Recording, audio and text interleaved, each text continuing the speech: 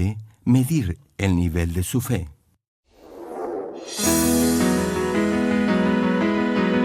Y salió el varón hacia el oriente, llevando un cordel en su mano, y midió 1000 codos, y me hizo pasar por las aguas hasta los tobillos.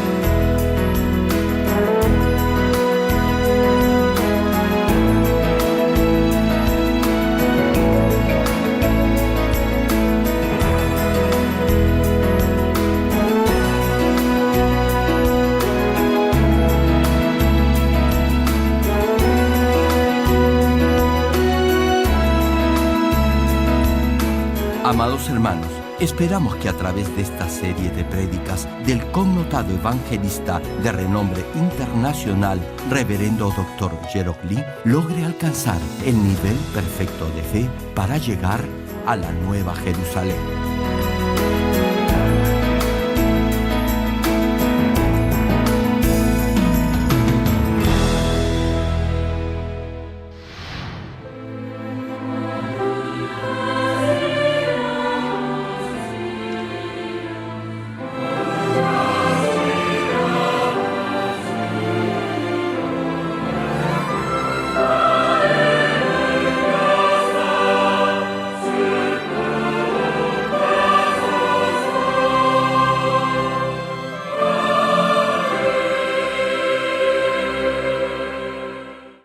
El pasaje bíblico de hoy, Ezequiel, capítulo 47, versículos 1 al 5. Me hizo volver luego a la entrada de la casa, y he aquí aguas que salían de debajo del umbral de la casa hacia el oriente, porque la fachada de la casa estaba al oriente, y las aguas descendían de debajo hacia el lado derecho de la casa, al sur del altar, y me sacó por el camino de la puerta del norte, y me hizo dar la vuelta por el camino exterior fuera de la puerta, al camino de la que mira al oriente, y vi que las aguas salían del lado derecho. Y salió el varón hacia el oriente, llevando un cordel en su mano, y midió 1000 codos, y me hizo pasar por las aguas hasta los tobillos. Midió otros 1000, y me hizo pasar por las aguas hasta las rodillas. Midió luego otros 1000, y me hizo pasar por las aguas hasta los lomos. Midió otros 1000, y era ya un río que yo no podía pasar, porque las aguas habían crecido de manera que el río no se podía pasar sino a nado. Éxodo capítulo 16, versículo 8. Dijo también Moisés: Jehová os dará en la tarde carne para comer, y en la mañana pan hasta saciaros, porque Jehová ha oído vuestras murmuraciones con que habéis murmurado contra él. Porque nosotros, ¿qué somos? Vuestras murmuraciones no son contra nosotros, sino contra Jehová.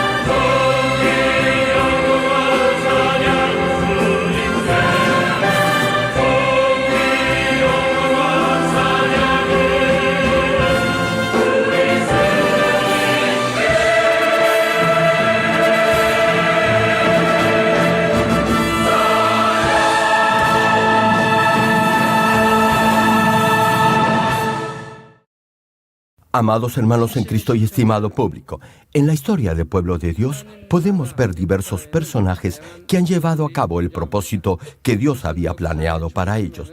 Entre todos estos héroes de la fe, los más renombrados son los llamados siervos de Dios.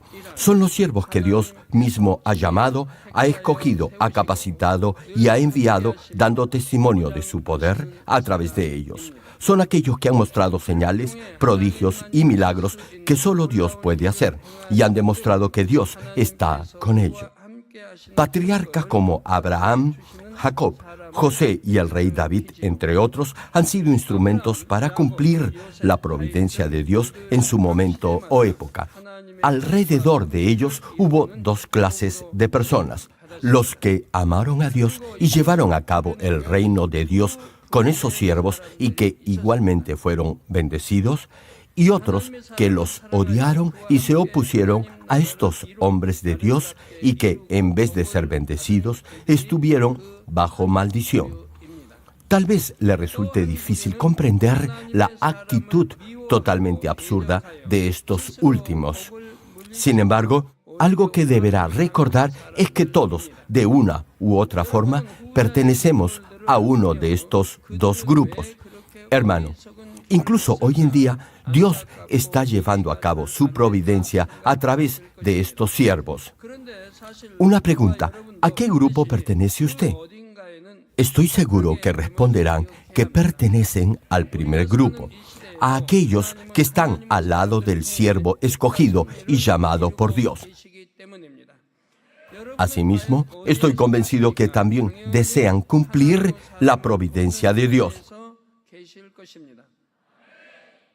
Pero, ¿qué tal si hablamos un poco de aquellos que se han opuesto a los siervos de Dios? Es mi oración para que, a través de este mensaje, nunca llegue ni siquiera a pensar en oponerse o estar en contra de un siervo de Dios. Hermanos, el cuarto pecado por el que puede perder su salvación por Dios. Hay muchos ejemplos en la Biblia, pero hoy vamos a citar solo un par de ellos. El primero es cuando los israelitas se opusieron a Moisés. Dios estaba con Moisés, y durante el trayecto a la tierra prometida de Canaán, guiando a más de 2 millones de personas, todo lo que el profeta dijo o hizo, cada palabra y hecho, repito, era respaldado con señales del poder de Dios. Dios hizo a través de Moisés señales y milagros que jamás un ser humano podía haber hecho.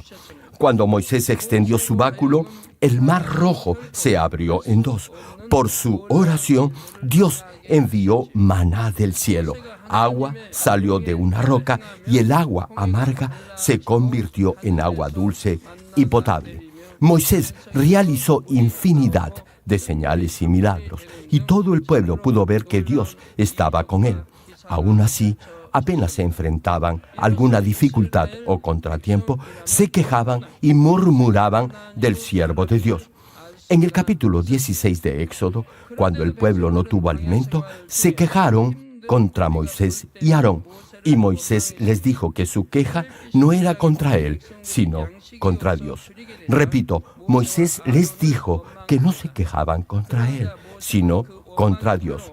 Éxodo capítulo 16, versículo 8, nos narra este episodio y dice así: Dijo también Moisés: Jehová os dará en la tarde carne para comer, y en la mañana pan hasta saciaros, porque Jehová ha oído vuestras murmuraciones con que habéis murmurado contra él, porque nosotros, ¿qué somos? Vuestras murmuraciones no son contra nosotros, sino contra Jehová. Hermano, durante todo el trayecto hacia la tierra prometida, Moisés no hizo algo por propia iniciativa. El profeta era solo un conducto o agente que transmitía la voluntad de Dios, y Aarón era la boca del profeta.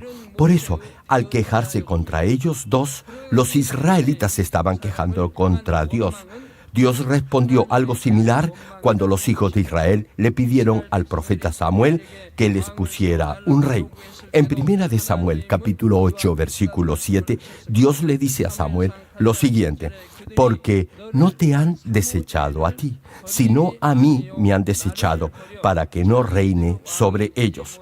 Por los ejemplos antes citados, podemos inferir que todo lo que se le hace a un siervo de Dios o se dice de él es como si se lo estuviera haciendo o diciendo a Dios mismo. Por esa razón, oponerse o estar en contra de un siervo de Dios es un pecado directamente relacionado con su salvación, y el final puede ser muy trágico. Tan solo recuerde lo que le sucedió a Coré y a todos los que lo siguieron en su rebelión. Esto lo podemos encontrar en el capítulo 16 de Éxodo. Lo resumo. En el trayecto por el desierto, un hombre llamado Coré, de la tribu de Leví, se rebeló contra Moisés. A él se unieron Datán y Abiram y 250 israelitas, hombres de autoridad en el pueblo, que pertenecían al grupo de consejeros y de muy buena fama. Todos ellos se reunieron y se enfrentaron a Moisés y Aarón. Números capítulo 16, versículo 13 y 14 detalla lo que dijeron. Y dice así: es poco que nos hayas hecho venir de una tierra que destila leche y miel para hacernos morir en el desierto, sino que también te enseñorees de nosotros imperiosamente. Ni tampoco nos has metido tú en tierra que fluya leche y miel, ni nos has dado heredades de tierras y viñas. ¿Sacarás los ojos de estos hombres? No subiremos. Pregunto, ¿acaso Dios respaldó este reclamo? Claro que no. En vez de ello, los castigó severamente para dejar bien en claro la inocencia de Moisés. Dice la Escritura que en cuanto Moisés terminó de hablar, la tierra se abrió debajo de ellos y se tragó a todos los hombres que se habían unido a Coré, junto con sus familias y todo lo que tenían. Cayeron vivos al fondo de la tierra con todas sus cosas, y luego la tierra volvió a cerrarse.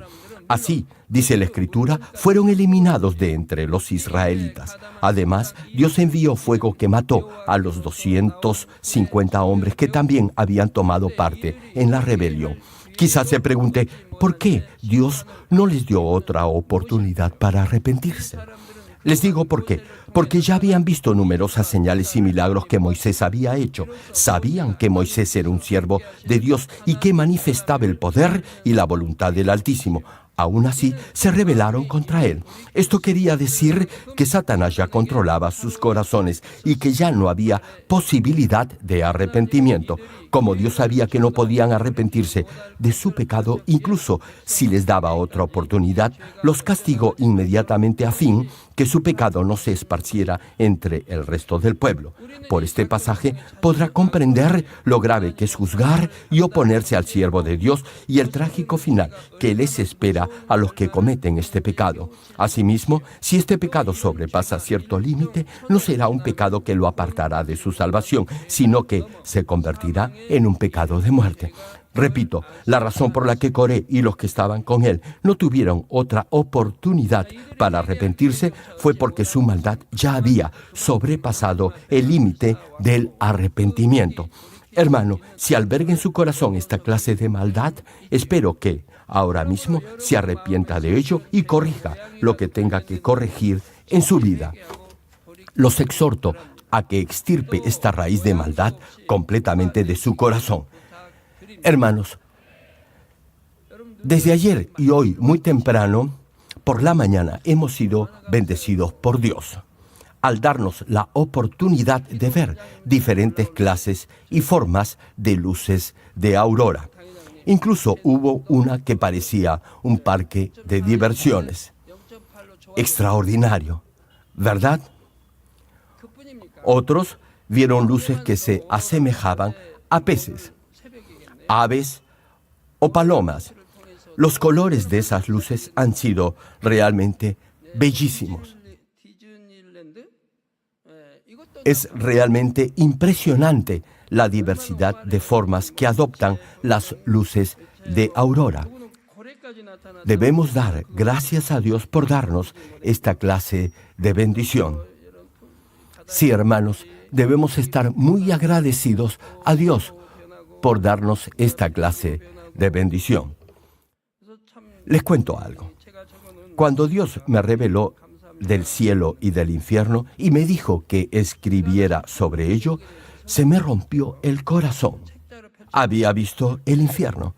Lo vi cuando Dios me lo reveló justo al fundar esta iglesia. Dios me mostró el lago de fuego y el lago de azufre. Y también me mostró el cielo. Así que escribí acerca de esa revelación. Y los libros han sido traducidos a diversos idiomas y publicados en el mundo entero. En un momento dado, me sentí afligido porque no sabía cómo expresar en palabras lo que había visto en visión. Incluso pensé, si escribo del cielo, ¿cómo podría expresar toda su belleza? Y es que el cielo pertenece al mundo o espacio espiritual. Todo lo que hay en él, las flores, las moradas, los colores, todo es indescriptible. Lo que más se asemeja al cielo es el oro. Así que, como ya dije, la hermosura del cielo no se puede describir con palabras. A pesar de lo mucho que me esforcé para plasmar en el libro todo lo que vi del cielo en visión, no me sentí del todo satisfecho. En el cielo hay cosas que usted ni siquiera puede imaginar. Por ejemplo, parques de diversiones mucho más hermosos que los que hay en este mundo. Si tuviera la oportunidad de ver el cielo en visión, tal como el apóstol Pablo fue arrebatado al cielo, esas imágenes quedarían grabadas en su mente, alma y espíritu y nunca se borrarían. Su vida se transformaría totalmente. Y es que las imágenes valen más que 1000 palabras. Por eso siempre me pregunté cómo podría expresar en palabras algo que no se puede describir en un idioma terrenal y tocar el corazón de cada oyente o lector. Bueno, espero al menos haberlo logrado en parte, y por eso estoy muy agradecido a Dios. Como les decía, el mundo espiritual es algo extraordinario. Un ejemplo de ello son las luces de aurora. Ahora las pueden ver nuevamente. Cuando las ve en vivo, sus colores son mucho más brillantes. Pregunto, ¿cómo se puede explicar esto con el razonamiento humano? A menos que tenga el corazón duro como una piedra, debería estar saltando de alegría y felicidad. No podría controlar la dicha que siente. ¿Acaso esto no toca su corazón? Hermanos, Dios no tolera el pecado de juzgar, condenar o criticar a un siervo suyo. Incluso los hermanos de Moisés, Aarón y María o Miriam, no fueron la excepción a esta regla. Aarón y María eran hermanos mayores de Moisés. No obstante, cuando murmuraron del profeta, Dios no los perdonó. En Números capítulo 12, versículo 1 y 2, Aarón y María criticaron a Moisés por haberse casado con una mujer oriunda de Cus, una cusita, territorio que corresponde a la actual nación de Sudán, en África, conocida en la antigüedad también como Etiopía. Repito, tanto Aarón como María eran hermanos mayores de Moisés y también eran profetas, pero en ese momento juzgaron y condenaron a su hermano menor, Moisés. Y la parte final del versículo 2 menciona lo que ambos dijeron. Y dice así, ¿solamente por Moisés ha hablado Jehová? ¿No ha hablado también por nosotros? Y lo oyó Jehová. Como ambos eran igualmente profetas, también tenían comunión con Dios. Y al decir, solamente por Moisés ha hablado Jehová, ¿no ha hablado también por nosotros? Aarón y María afirmaban que ambos eran tan justos como Moisés. Era cierto que ambos tenían comunión con Dios. A pesar de ello, Dios los reprendió severamente por haber murmurado de su siervo. Y en Números capítulo 12, versículo 8, Dios les responde, cara a cara hablaré con él.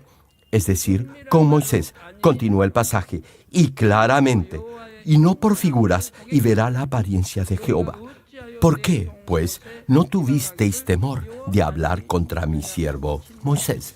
En otras palabras, la intimidad de la comunión que Dios tenía con cada uno de ellos era diferente.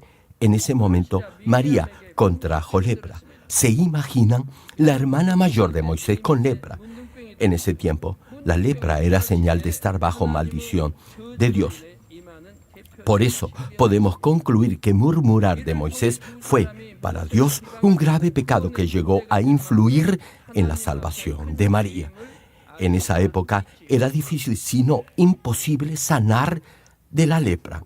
A menos que Dios lo hiciera, era, repito, casi imposible sanar de esa enfermedad por medios humanos. Al afectado, literalmente, se le pudría la piel hasta morir. Incluso hoy en día, a pesar de los grandes avances de la ciencia médica, la lepra no se puede curar totalmente.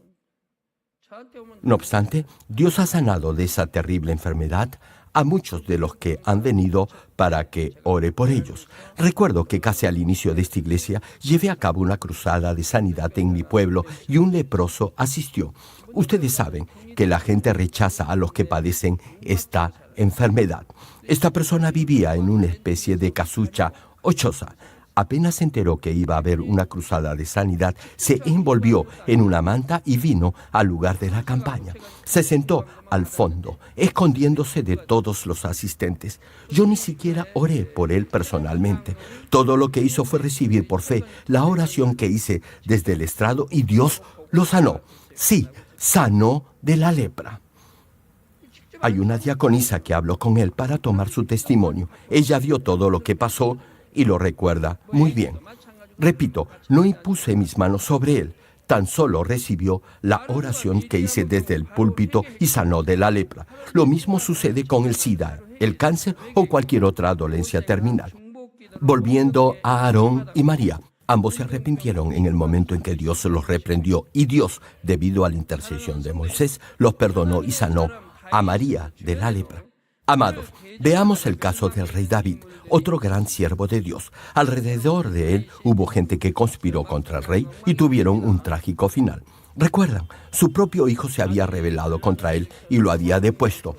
David huía de Jerusalén sin alimento ni lugar donde refugiarse, y Absalón, ante todo el pueblo, había forzado sexualmente a las concubinas de su padre, el rey David. Una pregunta. De haber vivido en esa época, ¿de qué lado hubiera estado? ¿A quién habría apoyado? ¿Al rey David? ¿O se hubiera aliado con Absalón en contra de David?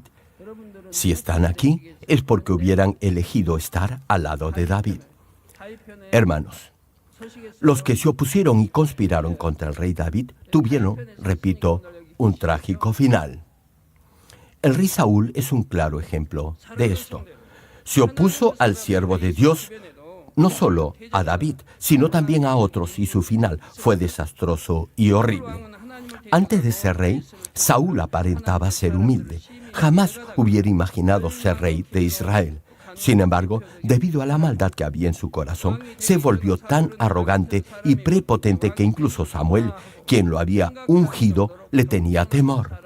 Aún siendo rey, Saúl debía de humillarse ante Samuel, el profeta de Dios. Piense un poco en esto. Samuel había ungido a Saúl como rey. No obstante ello, luego de ser rey, Saúl se volvió tan soberbio que aún el profeta quien lo había ungido le tenía miedo. Así de arrogante se volvió Saúl, quien en un principio parecía muy humilde. Es lo mismo hoy en día. La gente cambia muy rápido cuando se le da cierto grado de poder y de autoridad. La historia está llena de esos ejemplos. A más fama y riqueza, uno debería ser más humilde. Sin embargo, la realidad nos dice justamente lo contrario. Como decía, Saúl sabía que Dios había ungido a David como su sucesor, pero no quiso aceptarlo. Más bien, persiguió a David para matarlo. Cuando se enteró que el sacerdote Ahimelech le había dado a David pan y una espada, mandó matar a 85 sacerdotes y arrasó con el pueblo entero de Nob. Hermano, no es que alguien quien ha sido siempre bueno, de un momento a otro haya podido cambiar de tal manera que, sin intención o por error, ha criticado o murmurado de un siervo de Dios. Es la maldad que ha venido acumulando en su corazón y su conciencia que lo ha vuelto insensible y lo ha llevado a hacer eso. En el caso de Saúl, al final Dios lo abandonó y tuvo una muerte terrible.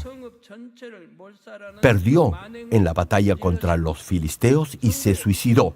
Los filisteos, luego de hallarlo muerto, lo decapitaron y colgaron su cuerpo en los muros de la ciudad.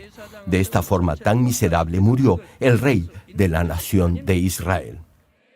Amados hermanos, Absalón El hijo de David también tuvo una trágica muerte por rebelarse en contra del siervo de Dios, en este caso del rey David. Ni siquiera murió en medio de una batalla. Dice la Escritura que mientras huía del campo de batalla, su cabello, que a la sazón era muy largo, se enganchó en las ramas de un árbol y Joab, general del ejército de David, lo mató. ¿Se imaginan?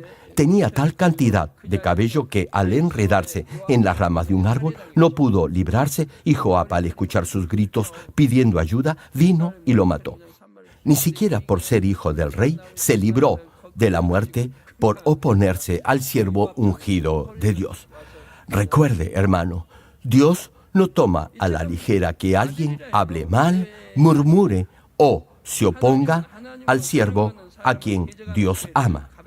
Con toda seguridad juzgará este pecado.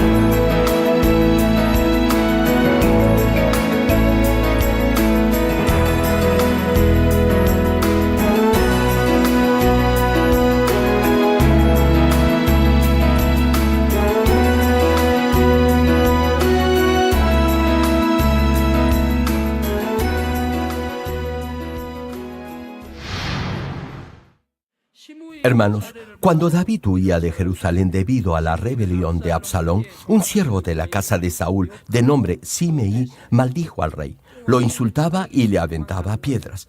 David le perdonó la vida, pero luego Salomón lo ejecutó porque no cumplió el acuerdo que había hecho con su padre, el rey David. David, el siervo de Dios, le perdonó la vida. Sin embargo, su hijo Salomón lo sentenció a muerte.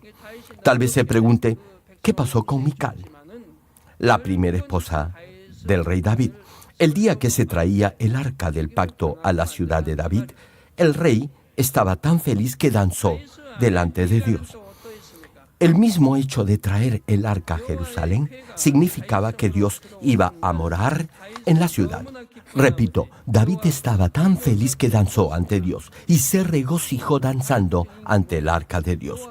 No obstante, segunda de Samuel, capítulo 6, versículo 16, menciona la actitud que tuvo la esposa del rey al verlo danzar.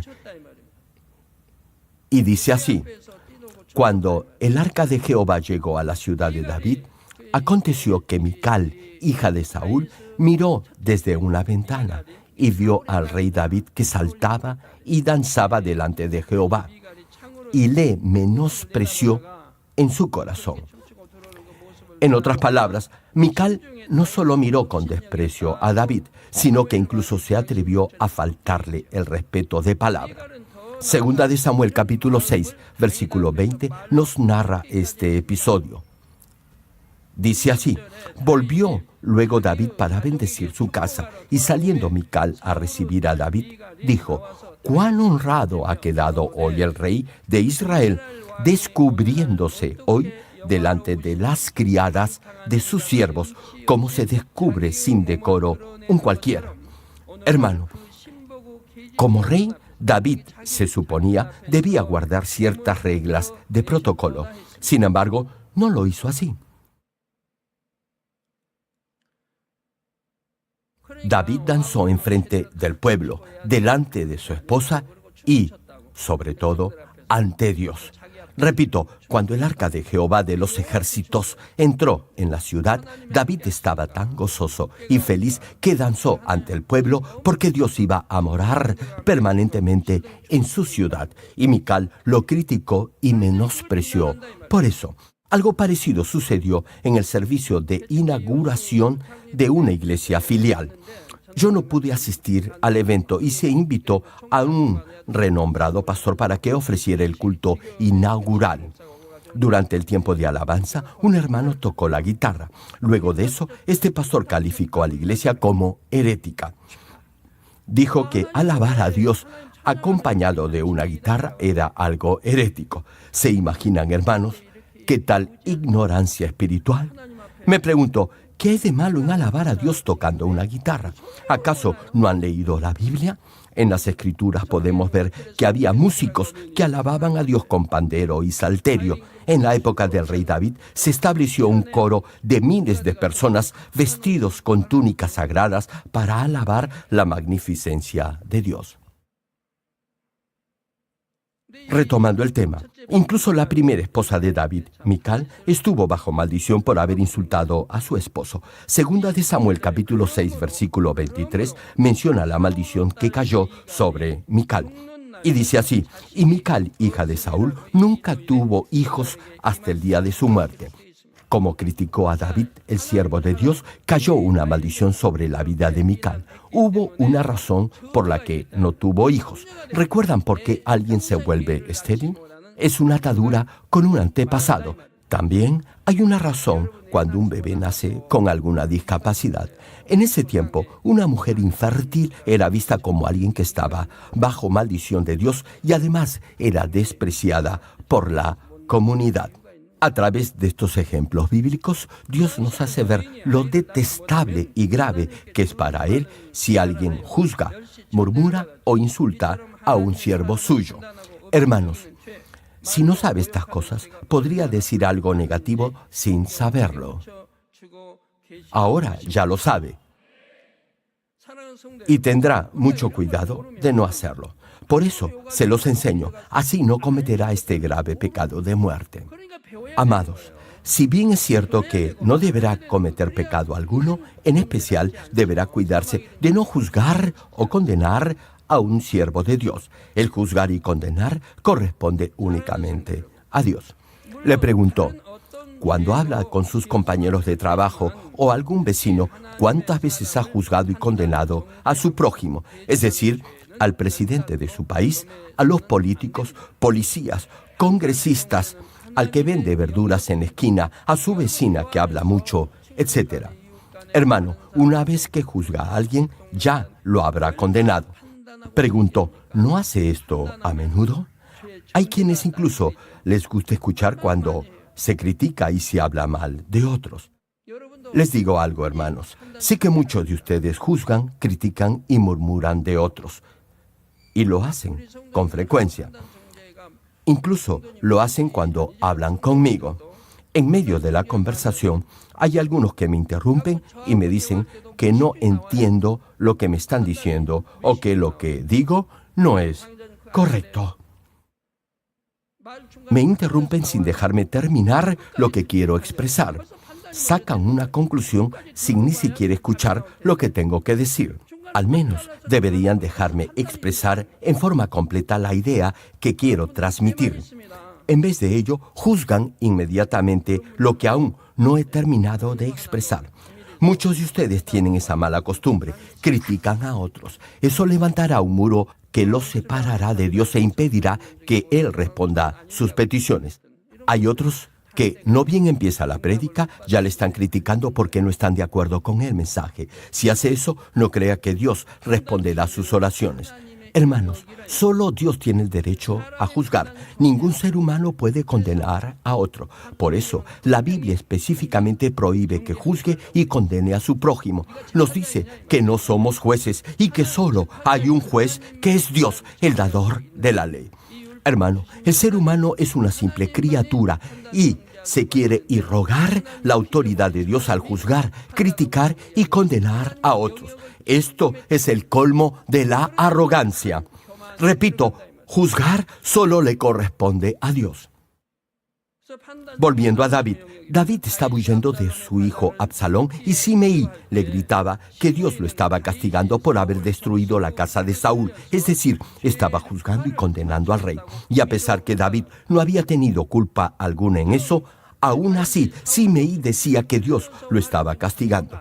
Pregunto, ¿lo que Simei afirmaba era correcto o no? ¡Claro que no! La rebelión de Absalón fue un instrumento para refinar y perfeccionar a David y así transformarlo en un verdadero hijo de Dios sin mancha ni pecado alguno. Hermano, únicamente Dios conoce el corazón del ser humano. En el tiempo del Señor Jesucristo, un fariseo de nombre Gamaliel entendió esto. Debido a los milagros y prodigios que hacían los apóstoles, multitud de almas creían en el Señor Jesucristo como el Mesías Salvador.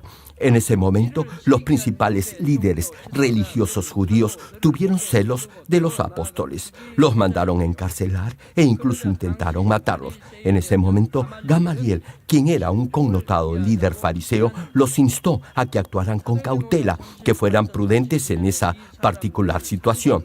Hechos, capítulo 5, versículos 38 y 39, relata la intervención de Gamaliel ante los líderes judíos.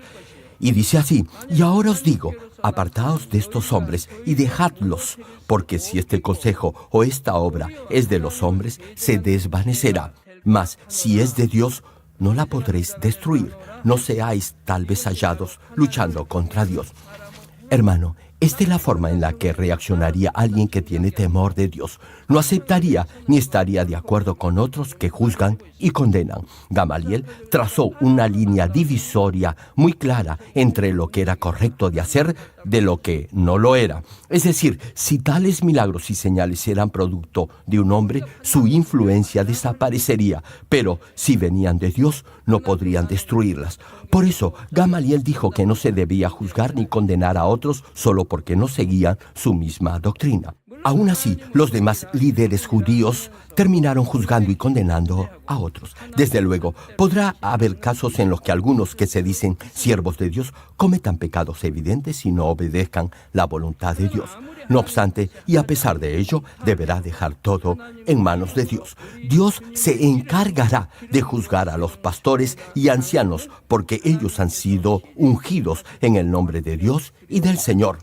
Todos deben saber esto. Si cada uno resolviera sus asuntos y problemas de acuerdo a su propio criterio, mi ministerio sería mucho más fácil. No tendría que ocuparme de sus problemas.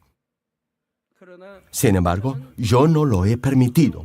Todo en esta iglesia se debe hacer de acuerdo a lo que establece la Biblia. No se debe juzgar, ni mucho menos condenar de acuerdo a su propio criterio. En otras palabras, jamás deberá juzgar ni criticar a los pastores ni ancianos que han sido ungidos por Dios, usando su propio criterio o guiándose por murmuraciones o chismes. Nunca deberá decir, guiado por las apariencias, que tal o cual pastor o anciano ha cometido tal o cual pecado. El rey David es un buen ejemplo de esto. Él tuvo 2 ocasiones para matar a Saúl, pero no lo hizo. David no había hecho algo malo, más bien había luchado por su nación y por su rey, y siempre había salido victorioso y había salvado al país del enemigo. Por fe, David mató a Goliat, el filisteo, a quien todos los israelitas temían, y salvó a la nación. Repito, David tuvo 2 ocasiones para matar a Saúl. Sin embargo, no lo hizo a pesar que Saúl, sin razón alguna, lo perseguía con su ejército para matarlo. Dios ya había abandonado a Saúl.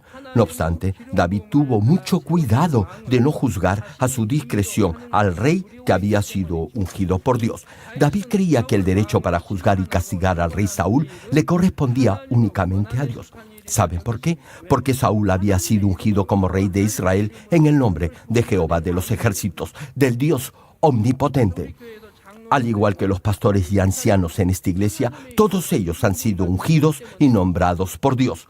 Por ello, yo jamás los reemplazo ni los sustituyo de sus cargos o puestos. Tampoco lo hago con los levitas, es decir, con los hermanos que trabajan en la iglesia, a pesar que ellos no han sido ungidos por Dios. Nunca les he dicho que renuncien a su puesto. A pesar que algunos han pecado, lo único que les he pedido es que se arrepientan de su mal camino. Como les decía, la conciencia de David lo impugnó incluso por haberse atrevido a cortar el borde de la túnica de Saúl. Se sintió mal por haber hecho eso, y es que David no quería cometer ninguna falta ante Dios. Les comparto algo, hermanos. Yo, como pastor principal de esta congregación, tengo derechos y atribuciones. Sin embargo, desde la inauguración de esta iglesia, jamás he cuestionado a ningún pastor o anciano de acuerdo a mi propio sentir o parecer. A pesar que no podía entender sus reacciones o actitudes, nunca los reemplacé de sus puestos ni los sustituí de sus cargos. Jamás le dije a un líder o presidente de una asociación que no había cumplido con su deber o tarea. Nunca le dije u obligué a alguien a que renunciara a su puesto. Todo lo dejé en manos de Dios y de los miembros de la iglesia, quienes eligen a los integrantes de cada asociación. Reitero, desde la fundación de esta iglesia jamás he intervenido en las votaciones de los diferentes grupos o asociaciones de la iglesia. Nunca he reemplazado a alguien que ya ha sido elegido a un cargo o puesto. Ni una sola vez lo he hecho. Todo lo he dejado en manos de Dios. Únicamente me he limitado a orar por ellos, por la salvación de sus almas, y le he pedido a Dios que los guíe en el cumplimiento de sus deberes. Me he limitado a predicar la voluntad de Dios y a mostrarles la forma en la que deben vivir una recta vida de fe. Es Dios quien ha tratado personalmente con todos ellos. Hermanos en Cristo, incluso si aparentemente un siervo de Dios ha hecho algo malo, nunca deberá juzgar ni murmurar de él guiado por sus emociones o resentimientos. Deberá dejar todo en manos de Dios y de la iglesia. Sin embargo, algunas iglesias o pastores juzgan a otros consiervos como heréticos sin tomar en cuenta la norma establecida en la Biblia. Más bien, lo hacen de acuerdo a su propio criterio.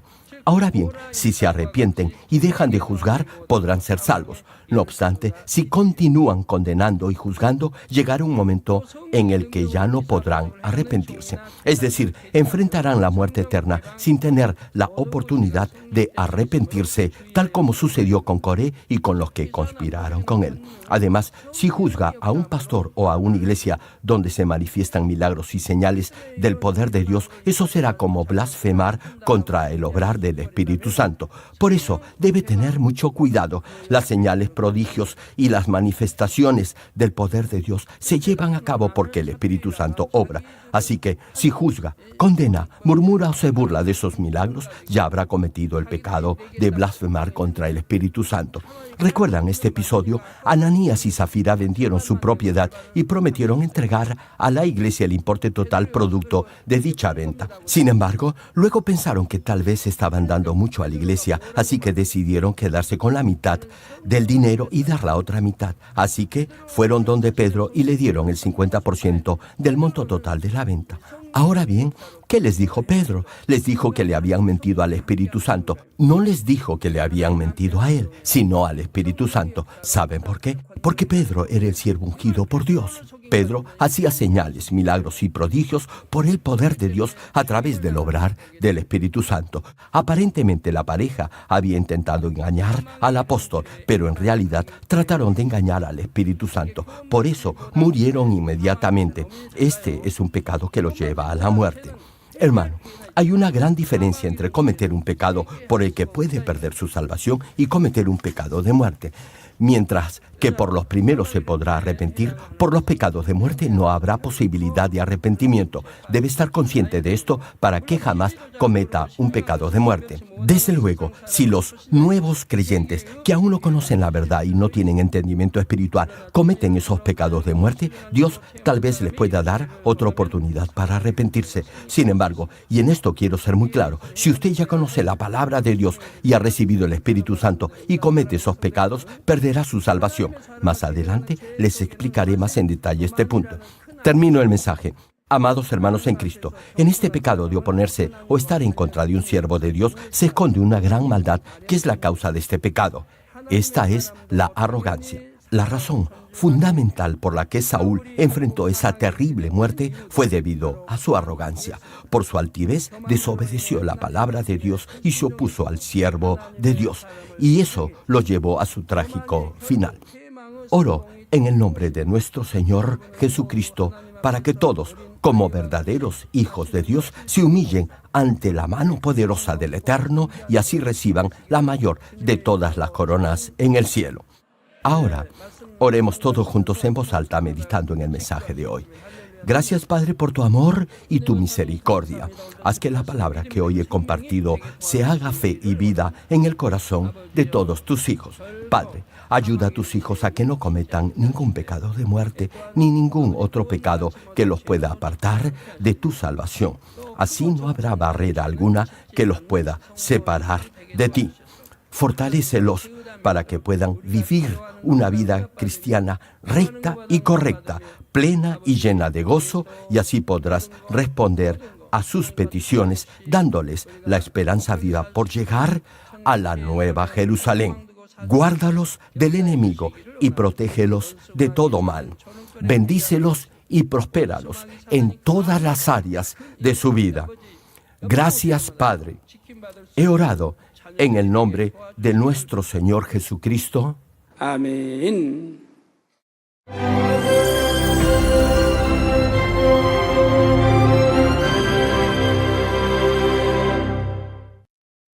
Aleluya. Dios Todopoderoso de amor, pon tu mano sobre todos los hermanos que están recibiendo con fe esta oración que trasciende el tiempo y el espacio a través del satélite, la televisión, el internet o que le están escuchando por radio o por cintas de audio en todo el mundo. Pon fe en sus corazones para que puedan creer en ti y se despojen de todo pensamiento negativo y toda duda. Líbralos de toda prueba y aflicción. Quema con el fuego del Espíritu Santo, de la cabeza a los pies, toda parte enferma, incluyendo toda célula, tejido y nervio, todo órgano interno e intestino. Que la luz de tu Espíritu venga sobre ellos. En el nombre del Señor Jesucristo, ordeno al diablo y a Satanás, a toda enfermedad, germen y dolencia, ¡fuera! Quema con el fuego del Espíritu Santo toda enfermedad incurable y toda dolencia crónica. Que toda enfermedad contagiosa, resfriado y fiebre desaparezca. Protégelos de cualquier tipo de microbio, virus y bacteria. Sánalos de todo tipo de cáncer, incluyendo cáncer al estómago, a la próstata, al pulmón, al hígado, cáncer de mama, cáncer al útero, al intestino y toda otra enfermedad como el SIDA, leucemia, apoplejía cerebral, presión arterial alta y baja, enfermedades cardiovasculares y pulmonares, diabetes, enfermedades propias de la mujer, enfermedad a la tiroides y toda clase de inflamación. Quema con el fuego del Espíritu Santo toda polio, derrame cerebral, artritis y hernia. Que todo tipo de dolor de espalda, de cabeza y toda clase de neuralgia desaparezca. Libéralos de toda epilepsia, autismo, depresión, neurosis y enfermedades mentales y de toda clase de parálisis. Que los cojos y tullidos se levanten y caminen. Restaura la vista y el oído. Que los ciegos abran sus ojos, los sordos vuelvan a oír y que los mudos empiecen a hablar. Libéralos de todo tipo de accidente, restaura los huesos fracturados, sana toda quemadura, libéralos de toda adicción a las drogas, regenera los nervios, tejidos y células muertas, revive a los muertos, bendice con hijos a los que no pueden concebir. En el nombre del Señor Jesucristo, ordeno al diablo y a Satanás, al príncipe de la potestad del aire y a toda fuerza del mal, ¡fuera! Todo espíritu maligno, inmundo, de engaño, espíritu de mentira, espíritu de división, de tentación y todo otro espíritu de iniquidad, ¡fuera! Ato a toda fuerza de la oscuridad y de maldad, y que la luz de tu espíritu descienda sobre ellos. Padre, fortalécelos para clamar en oración y dales poder para desechar todo pecado y vivir en santidad, que tengan salud, que sus almas prosperen y que sus familias sean evangelizadas y vengan al Señor. Protégelos de todo tipo de accidente y bendícelos para que tengan una vida de éxito y prosperen todo. Da a los estudiantes sabiduría y perseverancia y pon en sus corazones el anhelo de estudiar y progresar. Guarda sus corazones y pensamientos de todo lo mundano y siembra en ellos un ferviente amor por el Señor. Guarda y protege a todos tus hijos en sus hogares, trabajos y negocios con el fuego del Espíritu Santo. Bendícelos en su entrada y en su salida y en todo lugar a donde vayan. Y bendícelos para que puedan prestar y nunca pedir prestado. Dale sabiduría y entendimiento y que sean llenos del Espíritu Santo. Da a todos los ministros la capacidad para llevar a cabo bien sus deberes y que haya también un gran avivamiento en cada iglesia. Manifiesta tus obras para que con toda confianza puedan testificar que Dios les ha respondido. Gracias, Padre, por haber escuchado nuestra oración. Toda la gloria sea para ti. He orado en el nombre de nuestro Señor Jesucristo. 아멘. ¿Cómo puede medir el nivel de su fe?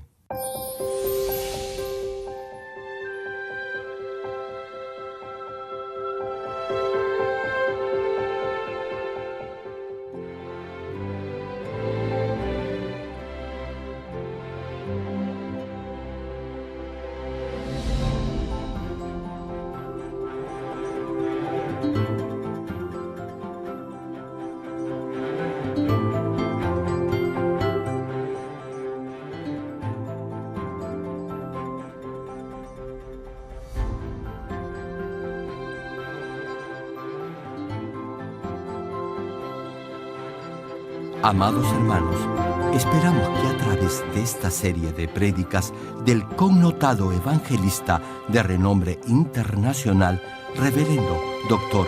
Gerald Lee, logre alcanzar el nivel perfecto de fe para llegar a la Nueva Jerusalén.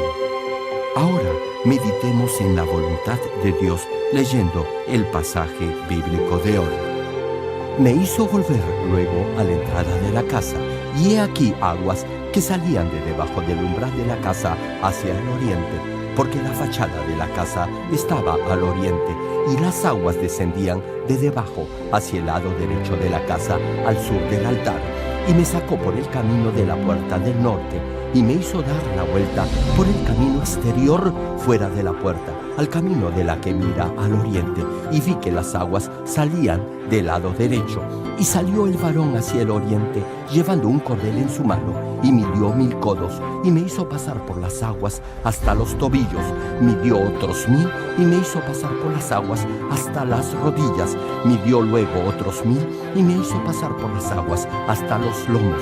Midió otros 1000, y era ya un río que yo no podía pasar, porque las aguas habían crecido, de manera que el río no se podía pasar sino a nado.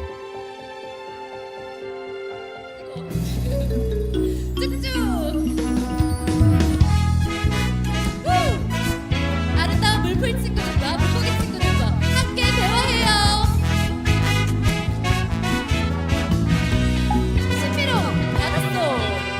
신비로운 바닷속 아름다운 크리스탈 예쁜 물고기들과 대화한다네. 바닷속 깊은 곳 빛나는 보석들 춤추듯 반겨주는 물풀들 재미있다네. 이렇게 아름다운 수가 이렇게 신비로운 수가 아버지 크신 권능 그분의 작품이라네. 이렇게 아름다운 수가 이렇게 신비로운 수가 아버지 크신 권능 그분의 작품이라네. 사랑하는 성도님들, 너무 행복하시죠? 우리 마음에 이렇게 기쁨이 충만하고 행복이 넘쳐나는데요. 이 시간에 사랑하는 목사님께 표현할 수 있는 시간을 드리도록 알겠습니다. 표현할 수 있는 시간을 드리도록 하겠습니다. 사랑하는 마음을 듬뿍 담아서 이렇게 아름다운 수가 한 다음에 우리 사랑의 마음을 감성으로 표현하시면 됩니다. 준비되셨죠?